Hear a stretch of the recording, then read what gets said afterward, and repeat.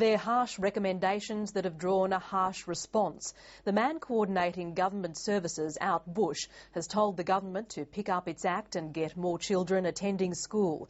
He suggested bigger penalties, public reports on absenteeism and perhaps a shock ad campaign.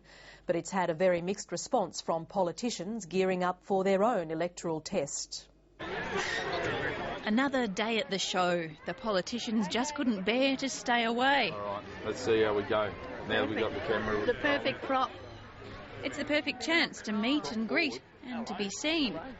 Although perhaps this sign wasn't the one three country Liberal politicians realised they were standing next to. Dropping by was the senior bureaucrat who's told the government it needs to ditch the cultural cringe and start fining parents whose kids skip school. It's no good of continuing to do the same things over and over again and expect a different result. Try some new approaches. He says for the benefit of children, the government should increase the fines, enforce them, and maybe do a shock ad campaign like they did in the 80s, saying if you don't go to school, you'll be poor and die young. Opposition candidate Natasha Griggs is keen. We're supportive of anything that's going to get the attendance rate up. The other country Liberal contender bucketed the idea. Really, at the end of the day, that's just going to be another waste of money that could go to better use in education.